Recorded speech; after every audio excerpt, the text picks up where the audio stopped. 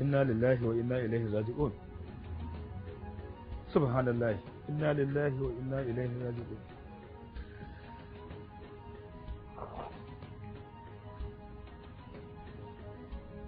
inna lillahi wa inna ilaihi raji'un.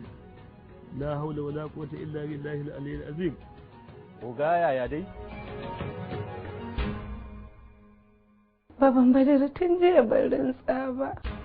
They look quite expensive. I like to samu kuɗin. Ɗanki ne sai miki. Dan malam? Aisha, daga lokacin da suka kira ka so ɗaya da nan ba, don haka suna gama kiran ka za su zara layin za su karya shi za su jefa. Akwai kaza a gidan, akwai gashashen rago wanda kike so duk aka miki.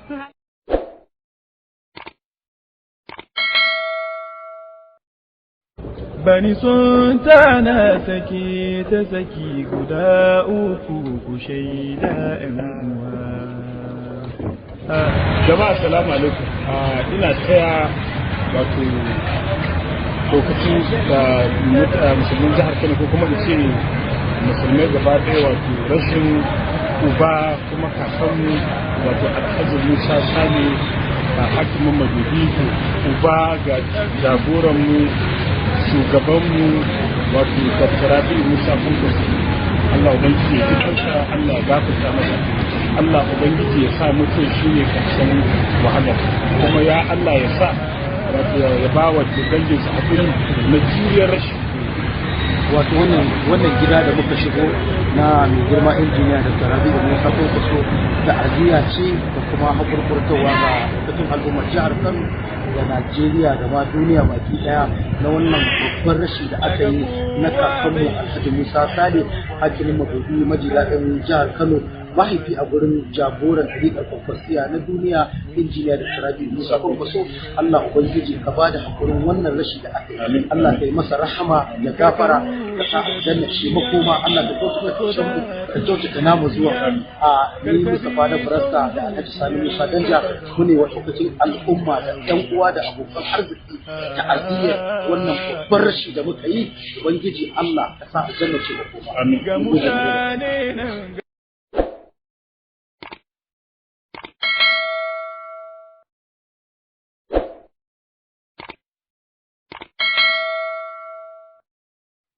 Bani son tana sake ta saki guda uku ku shaida ‘yan uwa. Jama'a salamu alaikum. Ina taya wato lokacin da musulmin jihar Kano ko kuma in ce musulmai gaba ɗaya wato rashin uba kuma kakanmu wato Alhaji Musa Sani hakimin Madobi uba ga jagoranmu shugabanmu wato Dr. Rabi Musa Kwankwaso. Allah ubangiji ya dukansa, Allah ya gafarta masa, Allah ubangiji ya sa mutum shi ne karshen wahala, kuma ya Allah ya sa wato ya ba wa danginsa hakuri na juriyar rashi. Wato wannan gida da muka shigo na mai girma injiniya da Rabi da Musa Kwankwaso da aziya ce da kuma hakurkurtawa ga dukkan al'ummar jihar Kano da Najeriya da ma duniya baki daya na wannan babban rashi da aka yi na kakanmu Alhaji Musa Sale hakimin Madobi majidaɗin jihar Kano, mahaifi a gurin jagoran ɗariƙar kwakwasiya na duniya injiniya da Rabi Musa Kwankwaso. Allah ubangiji ka ba da hakurin wannan rashi da aka yi, Allah ka yi masa rahama da gafara ka sa aljanna shi makoma, Allah ka kyautata mu ka kyautata namu zuwa a ni Mustapha na Barasta da Alhaji Sani Musa Danja mu ne wata lokacin al'umma da ƴan uwa da abokan arziki ta aziyar wannan babban rashi da muka yi. Ubangiji Allah ka sa aljanna shi makoma. Amin.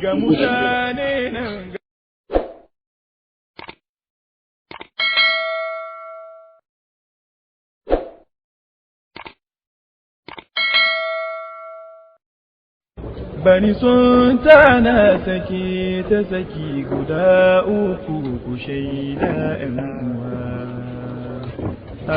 Jama'a salamu alaikum. Ina taya wato lokacin da musulmin jihar Kano ko kuma in ce musulmai gaba ɗaya wato rashin uba kuma kakanmu wato Alhaji Musa Sani hakimin Madobi uba ga jagoranmu shugabanmu wato Dr. Rabi Musa Funkus Allah ubangiji ya kansa Allah ya gafarta masa Allah ubangiji ya sa mutum shine karshen wahalar kuma ya Allah ya sa wato ya ba wa dangin sa hakuri na juriyar rashi wato wannan gida da muka shigo na mai girma injiniya da Rabi Musa Funkus da aziya ce da kuma hakurkurtawa ga tattalin al'ummar jihar Kano da Najeriya da ma duniya baki daya na wannan babban rashi da aka yi na kakanmu Alhaji Musa Sale hakilin mabuɗi majidaɗin jihar Kano mahaifi a gurin jagoran ɗariƙar kwakwasiya na duniya injiniya da Rabi Musa Kwankwaso. Allah ubangiji ka bada hakurin wannan rashi da aka yi, Allah ka yi masa rahama da gafara ka sa aljanna ce makoma, Allah ka kyautata mu ka kyautata namu zuwa a ni Mustapha da Barasta da Alhaji Sani Musa Danja mu ne wa lokacin al'umma da ƴan uwa da abokan arziki ta'aziyyar wannan babban rashi da muka yi, ubangiji Allah ka sa aljanna ce makoma. Amin.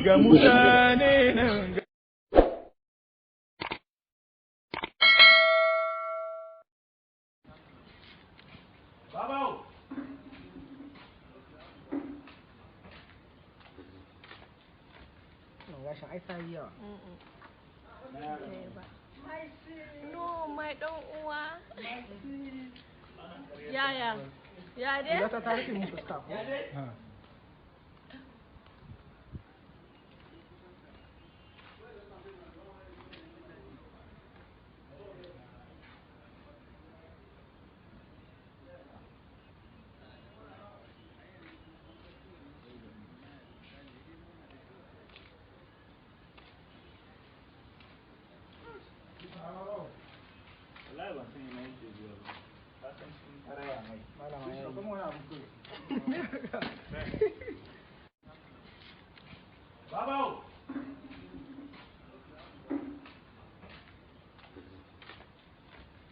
Rashin aisa yi yawa.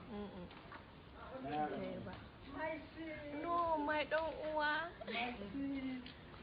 Yaya? Ya dai? Zata ta rufe mun fuska ko? Rashin aisa yi yawa. No, mai ɗan uwa. Yaya? Ya dai? Zata ta rufe mun fuska ko?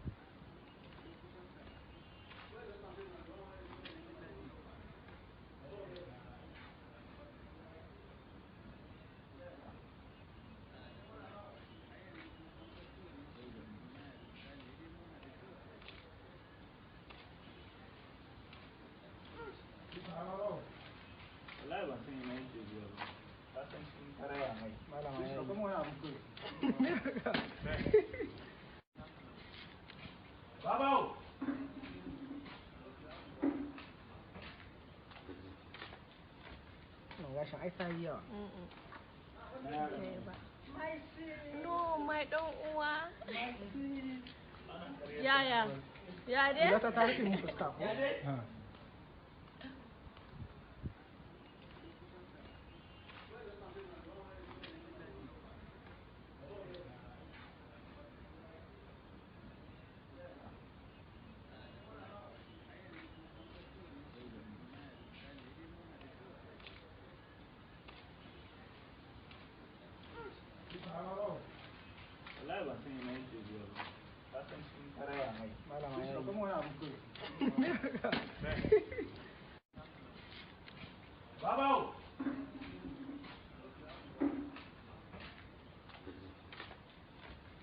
Rashin aisa yi yawa.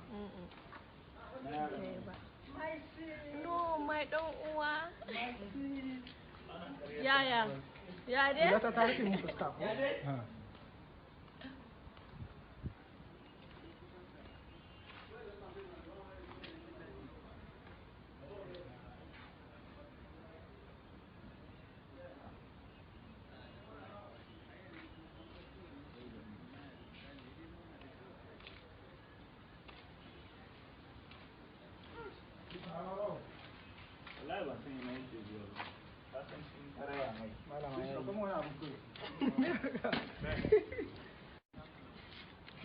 Babu!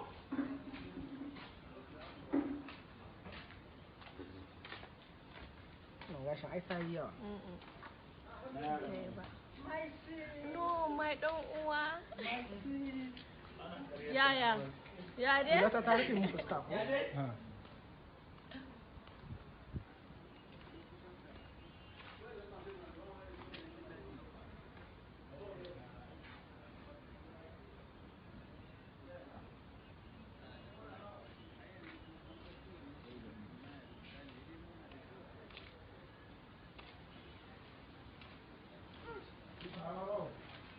Wallahi ba san yana yake zuwa ba. Ka san cikin karaya mai. Malama ya yi. Kuma wani abu kai. Babu!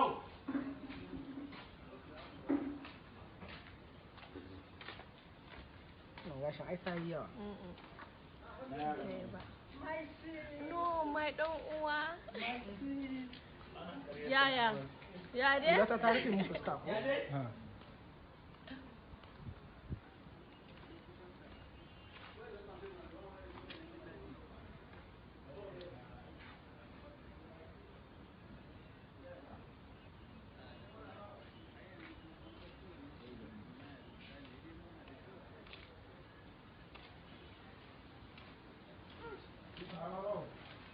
Wallahi ba san yana yake zuwa ba.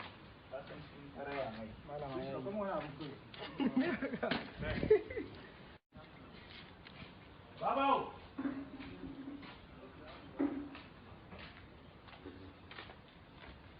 Rashin ai ta yi yawa. No, mai ɗan uwa.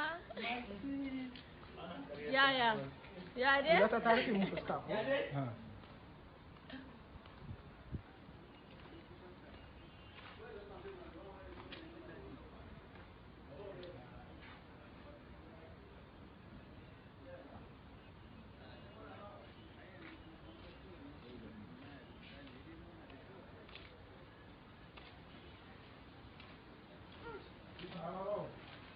Wallahi ba san yana yake zuwa ba. Ka san cikin karaya mai. Malama ya yi. Kuma wani abu kai. Babu!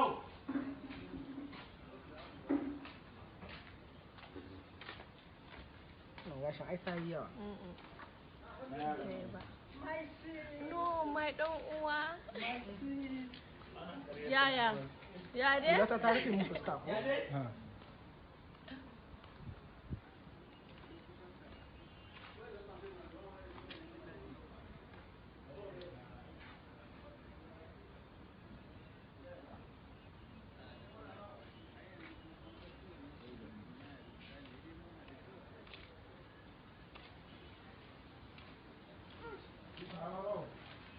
Wallahi ba san yana yake zuwa ba. Ka san cikin karaya mai. Malama ya yi. Kuma wani abu kai. Babu!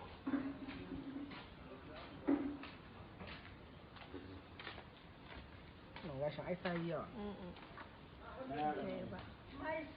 No, mai ɗan uwa. Yaya? Ya dai? Ila ta rufe mun fuska ko?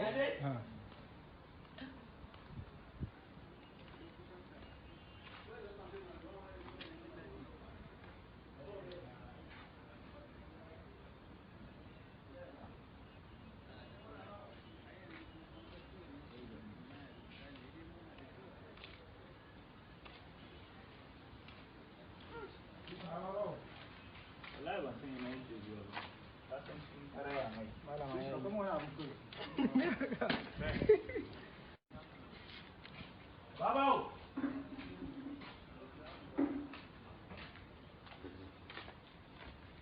Rashin ai ta yi yawa.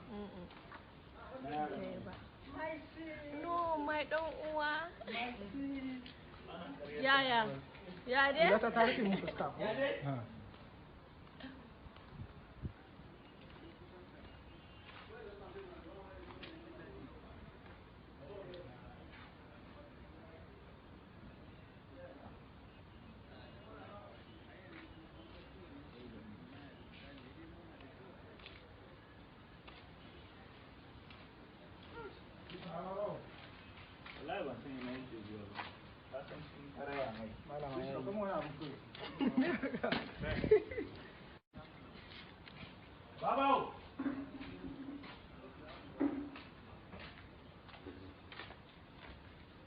ai sai yawa. No, mai ɗan uwa. Yaya? Ya dai? Ila ta rufe mun fuska ko?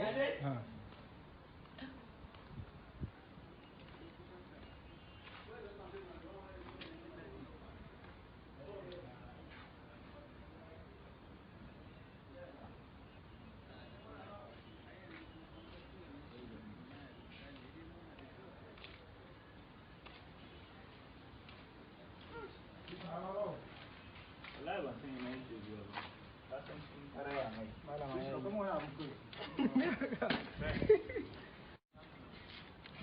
babau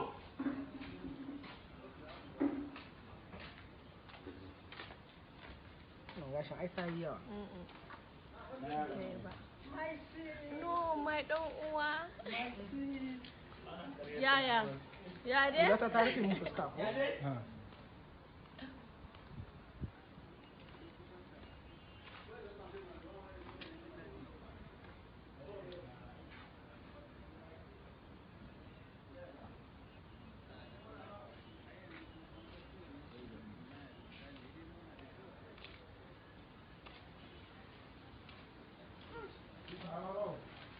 wallahi ban san yana yake zuwa ba ka san sun karaya mai Malama ya yi. kuma wani abu kai babau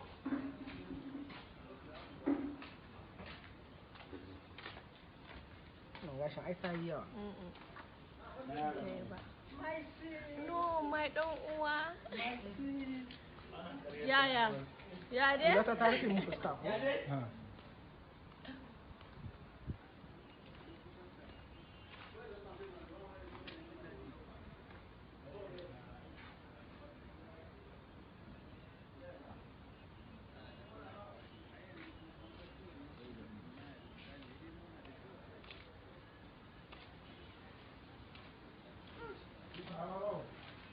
wallahi ban san yana yake zuwa ba ka san sun karaya mai Malama ya yi. kuma wani abu kai babau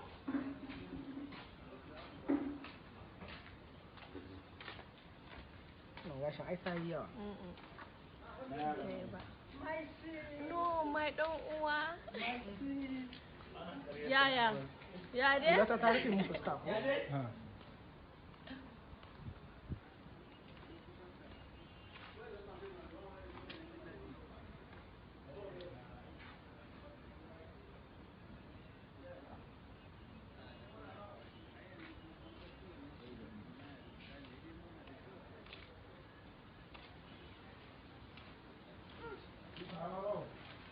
wallahi ban san yana yake zuwa ba ka san sun karaya mai Malama ya yi. kuma wani abu kai babau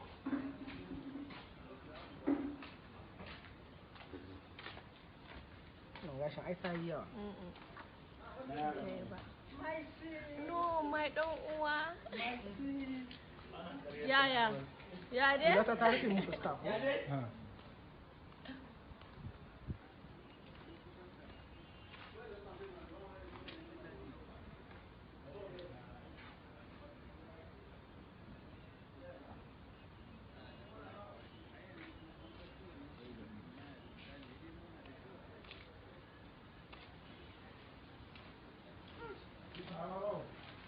wallahi ban san yana yake zuwa ba ka san sun karaya mai Malama ya yi. kuma wani abu kai babau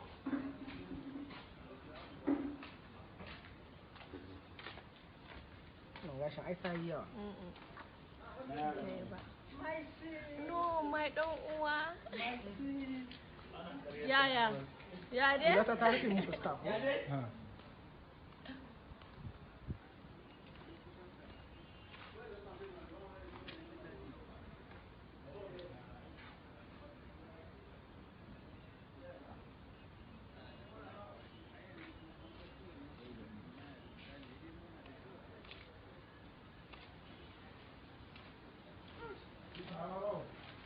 wallahi ban san yana yake zuwa ba ka san sun karaya mai Malama ya yi. kuma wani abu kai babau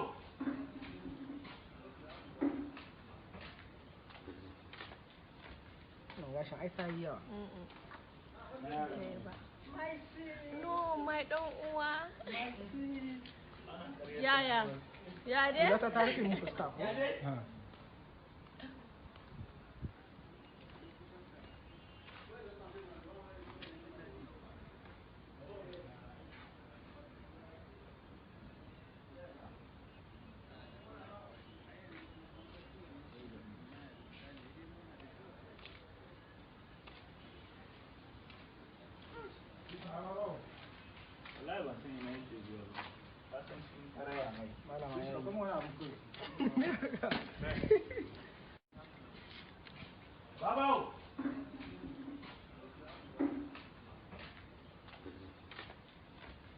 Gashin ai sai yawa. No, mai dan uwa. Yaya? Ya dai? Ta rufe mun fuska ko?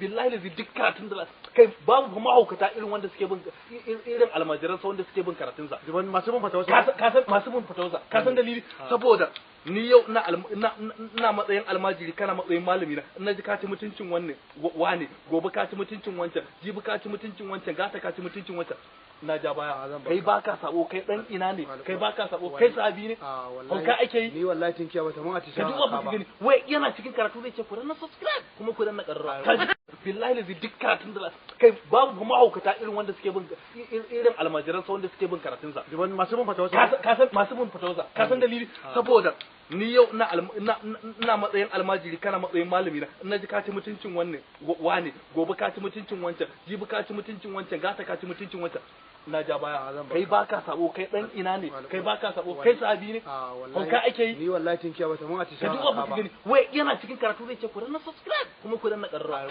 billahi da duk karatun da kai babu kuma haukata irin wanda suke bin irin almajiran sa wanda suke bin karatun sa masu bin fatawa ka san masu bin fatawa sa ka san dalili saboda ni yau na matsayin almajiri kana matsayin malami na in naji ka ci mutuncin wannan wane gobe ka ci mutuncin wancan jibi ka ci mutuncin wancan gata ka ci mutuncin wancan na ja baya kai baka sabo kai dan ina ne kai baka sabo kai sahabi ne hauka ake yi ni wallahi tin kiyawa ta mun atisha ka duba ku gani wai yana cikin karatu zai ce ku na subscribe kuma ku na karra billahi da duk karatun da kai babu kuma haukata irin wanda suke bin irin almajiran sa wanda suke bin karatun sa masu bin fatawa ka san masu bin fatawa sa ka san dalili saboda ni yau na matsayin almajiri kana matsayin malami na in naji ka ci mutuncin wannan wane gobe ka ci mutuncin wancan jibi ka ci mutuncin wancan gata ka ci mutuncin wancan na ja baya kai baka sabo kai dan ina ne kai baka sabo kai sahabi ne hauka ake yi ni wallahi tin kiyawa ta mun atisha ka duba ku gani wai yana cikin karatu zai ce ku na subscribe kuma ku na karra billahi da duk karatun da kai babu kuma haukata irin wanda suke bin irin almajiran sa wanda suke bin karatun sa masu bin fatawa ka san masu bin fatawa sa ka san dalili saboda ni yau na matsayin almajiri kana matsayin malami na in naji ka ci mutuncin wannan wane gobe ka ci mutuncin wancan jibi ka ci mutuncin wancan gata ka ci mutuncin wancan na ja baya kai baka sabo kai dan ina ne kai baka sabo kai sahabi ne hauka ake yi ni wallahi tin kiyawa ta mun atisha ka duba ku gani wai yana cikin karatu zai ce ku na subscribe kuma ku na karra billahi da duk karatun da kai babu kuma haukata irin wanda suke bin irin almajiran sa wanda suke bin karatun sa masu bin fatawa ka san masu bin fatawa sa ka san dalili saboda ni yau na matsayin almajiri kana matsayin malami na in naji ka ci mutuncin wannan wane gobe ka ci mutuncin wancan jibi ka ci mutuncin wancan gata ka ci mutuncin wancan na ja baya kai baka sabo kai dan ina ne kai baka sabo kai sahabi ne hauka ake yi ni wallahi tin kiyawa ta mun atisha ka duba ku gani wai yana cikin karatu zai ce ku na subscribe kuma ku na karra billahi da duk karatun da kai babu kuma haukata irin wanda suke bin irin almajiran sa wanda suke bin karatun sa masu bin fatawa ka san masu bin fatawa sa ka san dalili saboda ni yau na matsayin almajiri kana matsayin malami na in naji ka ci mutuncin wannan wane gobe ka ci mutuncin wancan jibi ka ci mutuncin wancan gata ka ci mutuncin wancan na ja baya kai baka sabo kai dan ina ne kai baka sabo kai sahabi ne ka ake yi ni wallahi tun kiyawa mun a ci ka duba ku gani wai yana cikin karatu zai ce ku dan subscribe kuma ku dan na karra billahi lazi duk karatun da kai babu kuma haukata irin wanda suke bin irin almajiran sa wanda suke bin karatun sa masu bin fatawa ka san masu bin fatawa ka san dalili saboda ni yau na matsayin almajiri kana matsayin malami na ji ka ci mutuncin wannan wane gobe ka ci mutuncin wancan jibi ka ci mutuncin wancan gata ka ci mutuncin wancan na ja baya kai baka sabo kai dan ina ne kai baka sabo kai sahabi ne ka ake yi ni wallahi tun kiyawa mun a ci ka duba ku gani wai yana cikin karatu zai ce ku dan subscribe kuma ku dan na karra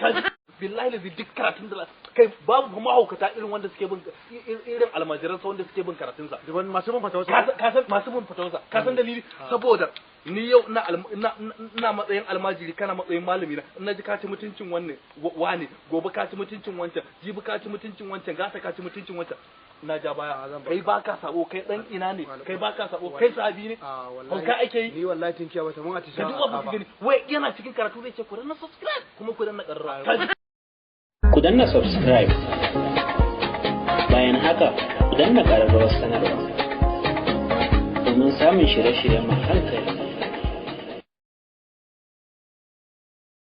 A'udhu billahi minash shaitanir rajim. Bismillahir rahmanir rahim. Wa sallallahu ala nabiyil karim. Labarin ya ci gaba da cewa Zara ta dakatar da shi daga magiyar da yake mata ta hanyar ɗaga masa hannun damanta sannan ta janye hannunta na hagu mai bindiga daga gohinsa. Zan maka sassauci bisa wasu sharuɗa, dole ka aminta ka rushe tubalin tokar da ka gina rayuwarka bisa. Za ka je ƙauye, ka nemi gafarar tsohonka, ka shaida masa cewa duk wani kuɗi da kake karɓa daga gare shi a zahiri ba su. Za ka faɗa wa ‘yan matanka cewa kai ɗan majaddadi jikan karci fallau ne, ba ɗan sanata ba. Ba abin da kuka gada kuka iya tun iyaye da kakanni sai noma. A ƙarshe za ka je hukumar makaranta ka faɗa musu cewa kai ka ɓatar da Hadiza, duk da yake a zahiri ba ta mutu ba. Ya ɗora hannu a karo ɗanin sayarninku, subhanallahi, Hadiza ba ta mutu ba? Aiki ya dawo baya. Ba ta damu da ta tabbatar masa da Hadiza na nan a raye ba, tamkar yadda ta faɗa, sai ta ɗora da cewa, ka yarda da sharuɗan nawa?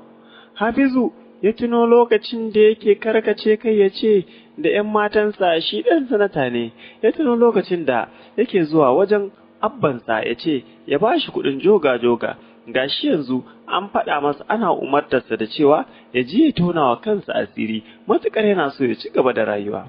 Hafizu ya dube ta, yana cewa, na je ga abbana da kalaman fallasa kaina, hakan yana nufin rusa kaina da nufin zai daina aminta da ni a kowane zance. Da wanne ido kike tunanin zan iya kallon ‘yan matana da abokaina da ce da su a zahiri ni ba ɗan sanata ba ne, ɗan majaddadi ne jikan sarkin noma karci fallau. Yaya kike cewa da ni na je hukumar makaranta na ce musu ni ne silan ɓatar Hadiza, bayan hakan barazana ce wa rayuwata? Oke, kana nufin ko ɗaya ba sharaɗin da za ka iya bi? A wannan karan sai ya ji zuciyarsa ta dake, ya daina makyarketa, aƙalla dai ya samu ƙarfin gwiwar yin magana. Ya ce mata, idan na ce wani abu saɓanin haka yana nufin ƙarya. Da na faɗa wa ‘yan mata na cewa ni ba ɗan sanata ba ne, gara na mutu. Idan na ce da su haka, za su daina saurara ta, ni kuma ba zan iya rayuwa ba mace ba, tunda ba sassaƙo na aka yi ba. Ba kuma daga sama na faɗo ba, mata su ne raina, in babu su, kira ni gawa. Zara ta bushe da dariya kafin daga bisani ta tsuke fuska, tamkar ba wani mahaluki da ya taɓa ganin farin haƙorinta. To, tun da ka ce haka, ka shirya wa zama matacce a raye. Me kike nufi? Ina nufin komai a gare ka, dangin cuta ne daga musgunawa. Ban gane ba, za ka fara ganewa daga nan zuwa kowane lokaci. Ta bushe da dariya kafin daga bisani ta ɓace ɓat sama ko ƙasa ya neme ta ya rasa. Da ta ɓace sai ƙwaƙwalwarsa ta fara yi masa tariyar maganganunta. Abin da ya fi hargitsa masa lissafi shine cewarta Hadiza tana nan a raye. Hakanan ya ci gaba da yin tariyar zattuntukarta har zuwa lokacin da ya ji an fara ƙwanƙwasa ƙofar ɗakin. Gwaska ya dawo. Sai a wannan lokaci ne ya lura da yanayin da yake ciki, kashi da fitsari a wandonsa tunanin mafita kafin Gwaska ya shigo shi ya fara zuwa ransa. Ba abin da zai yi ya hana Gwaska jin warin kashin tare da tambayar sa yadda aka yi hakan ta faru, matukar ya shigo ya same shi a wannan yanayin. A lokacin da yake waige-waige shi kaɗai a cikin ɗakin, sai wata dabara ta faɗo masa bayan ya hango tagar ɗakinsu wacce take kallon bayan gida. Nan da nan ya tuɓe kayan jikinsa ya jefa su waje, ya goge jikinsa, sa'an nan ya ɗauko wasu kayan yasa. Har yanzu akwai razana da firgici a tattare da shi, wacce yana jin ba shi rabuwa da ita har zuwa sa'ar da Hadiza za ta bayyana. Tun da yake bai taɓa cin karo da baƙar rana mai baƙin al'amari razana zuciya irin na yau ba, ranar da ake masa albishir da cewa Hadiza na nan a raye. Hakan yana nufin komai daren daɗewa sai asirin shi da Gwaskan duniya ya tonu, komai daren daɗewa sai an gane waye shi a zahiri. Fata da burinsa bai wuce Allah ya sa Hadiza kada ta bayyana tare da ruhi a gangar jikinta, ta bayyana gawa. Jikinsa ba ƙarfi kamar an zare masa laka, ya buɗe ƙofar Gwaska yana cuso kansa cikin ɗakin. Tsamin kashi ne ya fara yi masa sallama. Ya kalli Hafizu wanda kansa yake a duke. Hafizu, ya haka ɗakin tsami? Hafizu ya ƙaƙalo murmushi. Wannan sabon samfurin turare ne, Gwaska. Kashi gari ga Hafizu nan a farfajiyar makarantarsu sanye da wasu ƙananan kaya da suka yi matuƙar yi masa kyau. Gashi nan ya jingina bayansa a jikin wata mota samfurin Marsidi mai fuka-fukai da ya aro ja kalar kayansa. Gashi nan 'yan mata sun zagaye shi yana ta zuba tsari da zance tamkar ba wata barazana da aka yi wa rayuwarsa jiya, tamkar ba Hadiza a raye. Al'amarin da ya faru jiya ya bar shi a matsayin sirri tsakaninsa da zuciyarsa, ko Gaska bai faɗawa ba. Matsalarsa ɗaya ce, ba zai iya rayuwa ba mace ba. Da a ce zai iya, da ba abin da zai hana ya bi sharɗan Zara kamar yadda ta tsara. Hafizu ya ci gaba da zuba a gaban 'yan matan kamar an kunna shi. Kwatsam sai ya ji danshin wani abu mai ɗumi ya ratso tun daga hantsar wandonsa har zuwa kan yatsun ƙafarsa ta dama da hagu. 'Yan matan da ke zagaye da shi suka ja da baya tare da zuba masa ido. Ya ɗora hannunsa akan hatsan wandonsa, ya ji danshi, ya kai kallonsa ƙasa, ya lura da cewa fitsari ya yi ba tare da ya sani ba. 'Yan matan da ke zagaye da shi suka baje suna dariya, wasu gayu da ke can gefe guda suna hangen abin da ya faru da Hafizu. Gaba ɗaya suka bushe da dariya, a cikinsu wani ya tashi ya nufi wajensa. Hafizu kunya ta dabaibaye shi, da a ce zai ga wata ƙofa da zai shiga ya ɓoye, ko da a ce ta tafiya lahira ce ba shakka zai shige. Da matashin ya ƙaraso sai ya dawo da Hafizu wanda ya yi mutuwar tsohuwa a tsaye cikin hayyacinsa ta hanyar bugun kafaɗarsa. Hafizu bai kalle shi ba. Matashin ya bi shi da kallo sama da ƙasa tare da yin murmushi. Hafizu ya haka fitsari a wando kuma a gaban 'yan mata. Hafizu bai san komai game da faruwar hakan ba, kamar yadda matashin ya ga fitsarin shi ma haka ya gan shi kwatsam. Hafizu ya yi yaƙe sumfurin kuka, ya samu ƙarfin gwiwar zunkuɗa kafaɗa tare da ya matsa fuska cike da iyawa ya ce, "Wannan sabon samfurin wanka ne, ina fata ka ɗau darasi." Abin da ya ce da matashin kenan kafin daga bisani ya juya ya faɗa cikin motar da nufin tafiya gida don ya sake wasu kayan. Matashin ya bi shi da kallo, kawai yana mamakin yadda fitsari a wando zai zama wanka. Hafizu ya dawo gida da nufin canza kaya, ya buɗe ƙofar ɗakinsa, ya dawo da baya cike da firgici. Bayan ya yi tozali da wuta tana ci ganga-ganga a cikin ɗakin, ya fara kururuwa yana ihu, "Wayyo Allah jama'a, ku kawo ɗauki, ku kawo taimako, ruwa, wuta ta kama ɗakinmu." Fatansa da burinsa shine mutane su kawo masa ɗauki, su kashe wutar tun kafin ta taɓa masa wani tabarau ɗinsa da yake ji da shi. Sa'ar da mutane suka fara tururuwar shigowa cikin gidan da botukai cike da ruwa, sai wutar ta tsaya cak kamar an ɗauke wutar lantarki. Ba sa ganin komai sai hayaƙin da yake fitowa daga cikin ɗakin, don haka babu buƙatar su agaza masa, sai dai su jajanta masa. Hafizu ya ja jikinsa a hankali cike da ruɗani har zuwa ƙofar ɗakin, ya leƙa ciki. Wani abin mamaki shine wutar ta cinye komai nasa, ta bar na gwaska, hatta kayansa da suke haɗe da na gwaska sai da ta zaɓe su, ta ƙone ciki har da tabarau ɗinsa da yake ji da shi. Ya ɗora hannu a ka ya fashe da kuka tamkar ƙaramin yaro. Wayyo tabarau na! Mutanen da ke zagaye da gidan suka fara kallon kallo suna mamakin yadda wutar ta masa mugun ta'adi, amma bai yi kokan komai ba sai na tabarau kawai. Mutane suna ta bashi baki suna ta lallashinsa, ba su yi aune ba sai gani suka yi ruwa yana fitowa ta hantsar wandonsa, yana zuba ƙasa, yana fallasa a jikinsu. Suka baje suna kallon Hafizu tare da mamakin yadda yake fitsari a wando. Hafizu ya sunkuyi da kai ƙasa, ya lura a wannan karan ma fitsari ya tsula a wando. Me hakan ke nufi? Sai a wannan lokacin ne ya yi tariyar baya na wasu kalaman Zara. To, tunda ka ce haka, ka shirya wa zama matacce a raye, ina nufin. Ku danna subscribe, bayan haka ku danna ƙararrawar sanarwa domin samun shirye-shiryen mu hankali. A'udhu billahi minash shaitanir rajim. Bismillahir rahmanir rahim. Wa sallallahu ala nabiyil karim. Labarin ya ci gaba da cewa Zara ta dakatar da shi daga magiyar da yake mata ta hanyar ɗaga masa hannun damanta, sannan ta janye hannunta na hagu mai bindiga daga gohinsa. Zan maka sassauci bisa wasu sharuɗa, dole ka aminta ka rushe tubalin tokar da ka gina rayuwarka bisa. Za ka je ƙauye ka nemi gafarar tsohonka, ka shaida masa cewa duk wani kuɗi da kake karɓa daga gare shi a zahiri ba su. Za ka faɗa wa ‘yan matanka cewa kai ɗan majaddadi jikan karci fallau ne, ba ɗan sanata ba. Ba abin da kuka gada kuka iya tun iyaye da kakanni sai noma. A ƙarshe za ka je hukumar makaranta ka faɗa masu cewa kai ka ɓatar da Hadiza, duk da yake a zahiri ba ta mutu ba. Ya ɗora hannu a karo ɗanin sai ninku, subhanallahi, Hadiza ba ta mutu ba? Aiki ya dawo baya.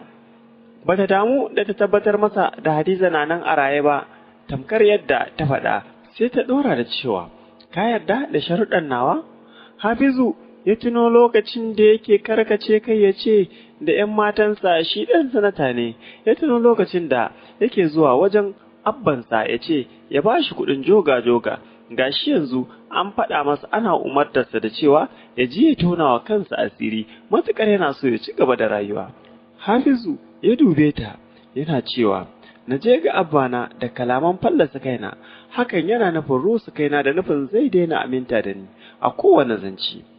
Da wanne ido kike tunanin zan iya kallon ‘yan matana da abokaina da ce da su a zahiri ni ba ɗan sanata ba ne, ɗan majaddadi ne jikan sarkin noma karci fallau. Yaya kike cewa da ni na je hukumar makaranta na ce musu ni ne silan ɓatar Hadiza, bayan hakan barazana ce wa rayuwata? Oke, kana nufin ko ɗaya ba sharaɗin da za ka iya bi? A wannan karan sai ya ji zuciyarsa ta dake, ya daina makyarketa, aƙalla dai ya samu ƙarfin gwiwar yin magana. Ya ce mata, idan na ce wani abu saɓanin haka yana nufin ƙarya. Da na faɗa wa ‘yan matana cewa ni ba ɗan sanata ba ne, gara na mutu. Idan na ce da su haka, za su daina saurara ta, ni kuma ba zan iya rayuwa ba mace ba, tunda ba sassaƙo na aka yi ba, ba kuma daga sama na faɗo ba, mata su ne raina, in babu su kira ni gawa. Zara ta bushe da dariya kafin daga bisani ta tsuke fuska, tamkar ba wani mahaluki da ya taɓa ganin farin haƙorinta. To, tunda ka ce haka, ka shirya wa zama matacce a raye. Me kike nufi? Ina nufin komai a gare ka dangin cuta ne daga musgunawa. Ban gane ba. Za ka fara ganewa daga nan zuwa kowane lokaci. Ta bushe da dariya kafin daga bisani ta ɓace ɓat sama ko ƙasa ya neme ta ya rasa. Da ta ɓace sai ƙwaƙwalwarsa ta fara yi masa tariyar maganganunta. Abin da ya fi hargitsa masa lissafi shine cewarta Hadiza tana nan a raye. Hakanan ya ci gaba da yin tariyar zattuntuka ta har zuwa lokacin da ya ji an fara ƙwanƙwasa ƙofar ɗakin. Gwaska ya dawo. Sai a wannan lokaci ne ya lura da yanayin da yake ciki, kashi da fitsari a wandonsa. Tunanin mafita kafin Gwaska ya shigo shi ya fara zuwa ransa. ba abin da zai yi ya hana Gwaska jin warin kashin tare da tambayar sa yadda aka yi hakan ta faru, matukar ya shigo ya same shi a wannan yanayin. A lokacin da yake waige-waige shi kaɗai a cikin ɗakin, sai wata dabara ta faɗo masa bayan ya hango tagar ɗakinsu wacce take kallon bayan gida. Nan da nan ya tuɗe kayan jikinsa ya jefa su waje, ya goge jikinsa, sa'an nan ya ɗauko wasu kayan yasa. Har yanzu akwai razana da firgici a tattare da shi, wacce yana jin ba shi rabuwa da ita har zuwa sa'ar da Hadiza za ta bayyana. Tun da yake bai taɓa cin karo da baƙar rana mai baƙin al'amari razana zuciya irin na yau ba, ranar da ake masa albishir da cewa Hadiza na nan a raye. Hakan yana nufin komai daren daɗewa sai asirin shi da Gwaskan duniya ya tonu, komai daren daɗewa sai an gane waye shi a zahiri. Fata da burinsa bai wuce Allah ya sa Hadiza kada ta bayyana tare da ruhi a gangar jikinta, ta bayyana gawa. Jikinsa ba ƙarfi kamar an zare masa laka, ya buɗe ƙofar Gwaska yana cuso kansa cikin ɗakin. Tsamin kashi ne ya fara yi masa sallama. Ya kalli Hafizu wanda kansa yake a duke. Hafizu, ya haka? Ɗakin tsami. Hafizu ya ƙaƙalo murmushi. Wannan sabon samfurin turare ne, Gwaska. Kashe gari. Ga Hafizu nan a farfajiyar makarantarsu sanye da wasu ƙananan kaya da suka yi matuƙar yi masa kyau. Gashi nan ya jingina bayansa a jikin wata mota samfurin Marsidi mai fuka-fukai da ya aro ja kalar kayansa. Gashi nan 'yan mata sun zagaye shi yana ta zuba tsari da zance tamkar ba wata barazana da aka yi wa rayuwarsa jiya, tamkar ba Hadiza a raye. Al'amarin da ya faru jiya ya bar shi a matsayin sirri tsakaninsa da zuciyarsa, ko Gaska bai faɗawa ba. Matsalarsa ɗaya ce, ba zai iya rayuwa ba mace ba. Da a ce zai iya, da ba abin da zai hana ya bi sharɗan Zara kamar yadda ta tsara. Hafizu ya ci gaba da zuba a gaban 'yan matan kamar an kunna shi. Kwatsam sai ya ji danshin wani abu mai ɗumi ya ratso tun daga hantsar wandonsa har zuwa kan yatsun ƙafarsa ta dama da hagu. 'Yan matan da ke zagaye da shi suka ja da baya tare da zuba masa ido. Ya ɗora hannunsa akan hatsan wandonsa, ya ji danshi, ya kai kallonsa ƙasa, ya lura da cewa fitsari ya yi ba tare da ya sani ba. 'Yan matan da ke zagaye da shi suka baje suna dariya, wasu gayu da ke can gefe guda suna hangen abin da ya faru da Hafizu. Gaba ɗaya suka bushe da dariya, a cikinsu wani ya tashi ya nufo wajensa. Hafizu kunya ta dabaibaye shi, da a ce zai ga wata ƙofa da zai shiga ya ɓoye, ko da a ce ta tafiya lahira ce ba shakka zai shige. Da matashin ya ƙaraso sai ya dawo da Hafizu wanda ya yi mutuwar tsohuwa a tsaye cikin hayyacinsa ta hanyar bugun kafaɗarsa. Hafizu bai kalle shi ba. Matashin ya bi shi da kallo sama da ƙasa tare da yin murmushi. Hafizu ya haka, fitsari a wando kuma a gaban 'yan mata. Hafizu bai san komai game da faruwar hakan ba, kamar yadda matashin ya ga fitsarin shi ma haka ya gan shi kwatsam. Hafizu ya yi yaƙe sumfurin kuka, ya samu ƙarfin gwiwar zunkuɗa kafaɗa tare da ya matsa fuska cike da iyawa ya ce, wannan sabon samfurin wanka ne, ina fata ka ɗau darasi. Abin da ya ce da matashin kenan kafin daga bisani ya juya ya faɗa cikin motar da nufin tafiya gida don ya sake wasu kayan. Matashin ya bi shi da kallo, kawai yana mamakin yadda fitsari a wando zai zama wanka. Hafizu ya dawo gida da nufin canza kaya, ya buɗe ƙofar ɗakinsa, ya dawo da baya cike da firgici. Bayan ya yi tozali da wuta tana ci ganga-ganga a cikin ɗakin, ya fara kururuwa yana ihu, wayyo Allah jama'a, ku kawo ɗauki, ku kawo taimako, ruwa wuta ta kama ɗakinmu. Fatansa da burinsa shine mutane su kawo masa ɗauki su kashe wutar tun kafin ta taɓa masa wani jabarau ɗinsa da yake ji da shi. Sa'ar da mutane suka fara tururuwar shigowa cikin gidan da botukai cike da ruwa, sai wutar ta tsaya cak kamar an ɗauke wutar lantarki. Ba sa ganin komai sai hayaƙin da yake fitowa daga cikin ɗakin, don haka babu buƙatar su agaza masa, sai dai su jajanta masa.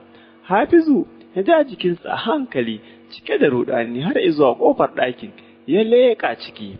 Wani abin mamaki shine wutar ta cinye komai nasa ta bar na gwaska, hatta kayansa da suke haɗe da na gwaska sai da ta zaɓe su ta ƙone ciki har da tabarau ɗinsa da yake ji da shi.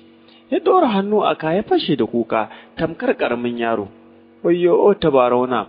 Mutanen da ke zagaye da gidan suka fara kallon kallo suna mamakin yadda wutar ta masa mugun ta'adi, amma bai yi kokan komai ba sai na tabarau kawai.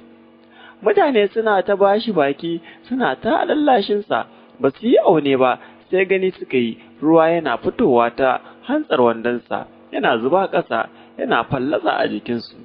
Suka baje suna kallon Hafizu tare da mamakin yadda yake fitsari a wando. Hafizu ya sunkuyi da kai ƙasa, ya lura a wannan karan ma fitsari ya tsula a wando. Me hakan ke nufi? Sai a wannan lokacin ne ya yi tariyar baya na wasu kalaman Zara. To, tun da ka ce haka, ka shirya wa zama matacce a raye, ina nufin.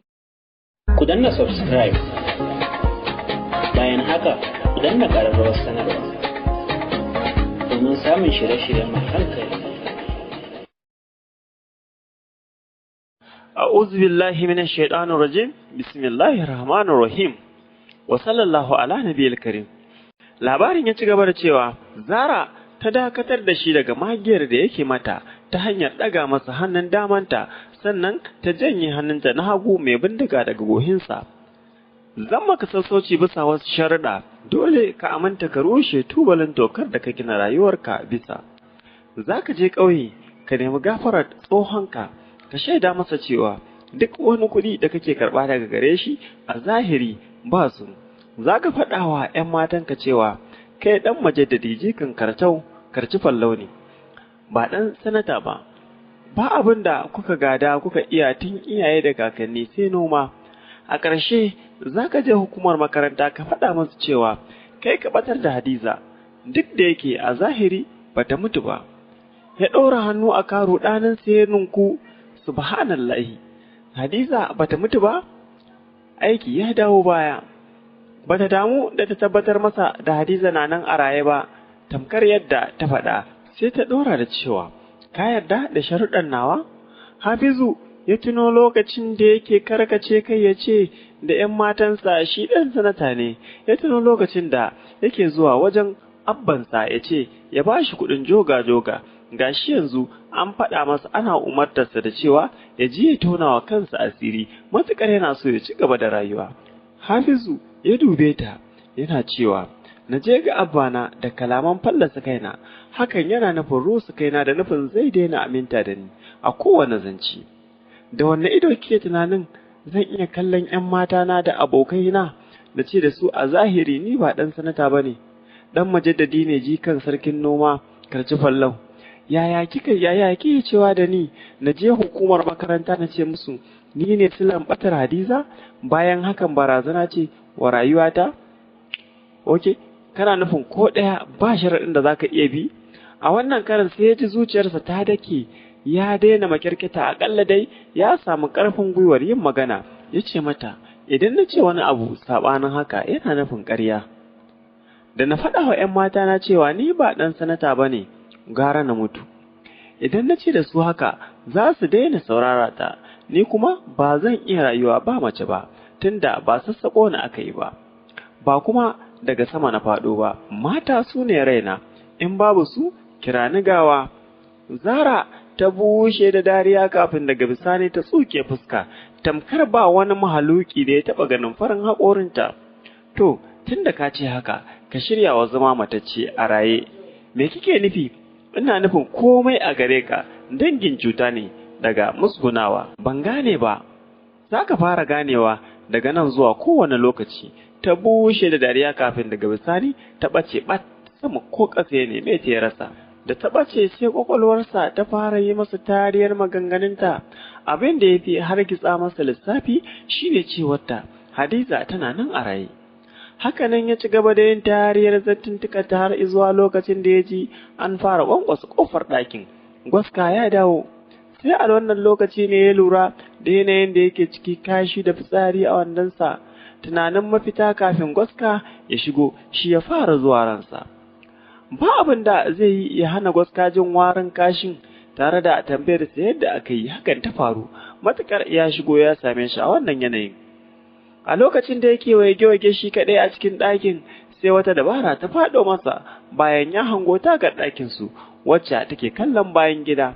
Nan da nan ya tuɓe kayan jikinsa ya jefa su waje, ya goge jikinsa, sa'an nan ya ɗauko wasu kayan ya sa. Har yanzu akwai razana da firgici a tattare da shi, wacce yana jin ba shi rabuwa da ita har zuwa sa'ar da Hadiza za ta bayyana.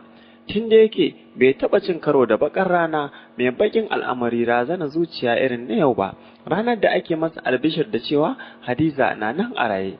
Hakan yana nufin komai daren daɗewa sai asirin shi da gwaskan duniya ya tonu, komai daren daɗewa sai an gane waye shi a zahiri.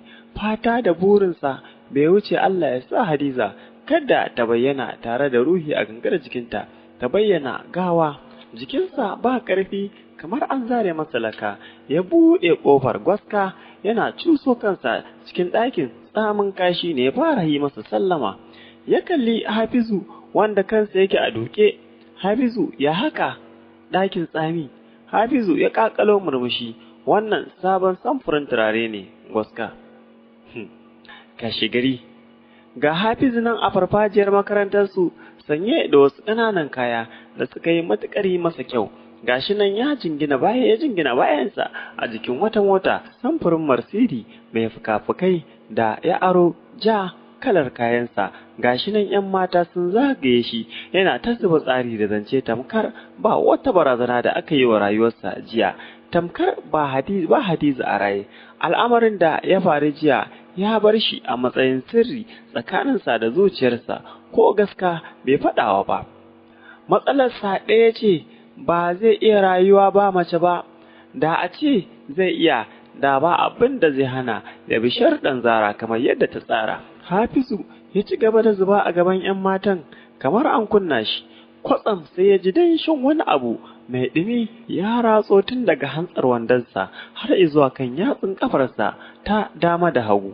'Yan matan da ke zagaye da shi suka ja da baya tare da zuba masa ido. Ya ɗora hannunsa akan hatsan wandonsa, ya ji danshi, ya kai kallonsa ƙasa, ya lura da cewa fitsari ya yi ba tare da ya sani ba. 'Yan matan da ke zagaye da shi suka baje suna dariya, wasu gayu da ke can gefe guda suna hangen abin da ya faru da Hafizu. Gaba ɗaya suka bushe da dariya, a cikinsu wani ya tashi ya nufi wajensa. Hafizu kunya ta dabaibaye shi, da a ce zai ga wata ƙofa da zai shiga ya ɓoye, ko da a ce ta tafiya lahira ce ba shakka zai shige. Da matashin ya ƙaraso sai ya dawo da Hafizu wanda ya yi mutuwar tsohuwa a tsaye cikin hayyacinsa ta hanyar bugun kafaɗarsa. Hafizu bai kalle shi ba. Matashin ya bi shi da kallo sama da ƙasa tare da yin murmushi. Hafizu ya haka, fitsari a wando kuma a gaban 'yan mata. Hafizu bai san komai game da faruwar hakan ba, kamar yadda matashin ya ga fitsarin shi ma haka ya gan shi kwatsam. Hafizu ya yi yaƙe sumfurin kuka, ya samu ƙarfin gwiwar zunkuɗa kafaɗa tare da ya matsa fuska cike da iyawa ya ce, wannan sabon samfurin wanka ne, ina fata ka ɗau darasi. Abin da ya ce da matashin kenan kafin daga bisani ya juya ya faɗa cikin motar da nufin tafiya gida don ya sake wasu kayan. Matashin ya bi shi da kallo, kawai yana mamakin yadda fitsari a wando zai zama wanka.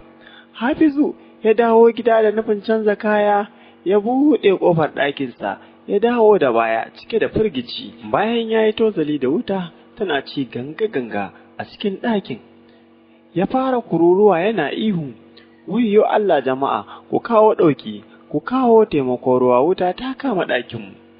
Fatansa da burinsa shine mutane su kawo masa ɗauki, su kashe wutar tun kafin ta taɓa masa wani tabarau ɗinsa da yake ji da shi. Sa'ar da mutane suka fara tururuwar shigowa cikin gidan da botukai cike da ruwa, sai wutar ta tsaya cak kamar an ɗauke wutar lantarki. Ba sa ganin komai sai hayaƙin da yake fitowa daga cikin ɗakin, don haka babu buƙatar su agaza masa, sai dai su jajanta masa. Hafizu ya ja jikinsa a hankali cike da ruɗani har izuwa ƙofar ɗakin, ya leƙa ciki. Wani abin mamaki shine wutar ta cinye komai nasa, ta bar na gwaska. hatta kayansa da suke haɗe da na gwaska sai da ta zaɓe su ta ƙone ciki har da tabarau ɗinsa da yake ji da shi. Ya ɗora hannu a kaya fashe da kuka tamkar ƙaramin yaro. Wayyo tabarau na! Mutanen da ke zagaye da gidan suka fara kallon kallo suna mamakin yadda wutar ta masa mugun ta'adi, amma bai yi kokan komai ba sai na tabarau kawai. Mutane suna ta bashi baki suna ta lallashinsa, ba su yi aune ba sai gani suka yi ruwa yana fitowa ta hantsar wandonsa yana zuba ƙasa yana fallasa a jikinsu. Suka baje suna kallon Hafizu tare da mamakin yadda yake fitsari a wando. Hafizu ya sunkuyi da kai ƙasa, ya lura a wannan karan ma fitsari ya tsula a wando. Me hakan ke nufi? Sai a wannan lokacin ne ya yi tariyar baya na wasu kalaman Zara. To, tunda ka ce haka, ka shirya wa zama matacce a raye, ina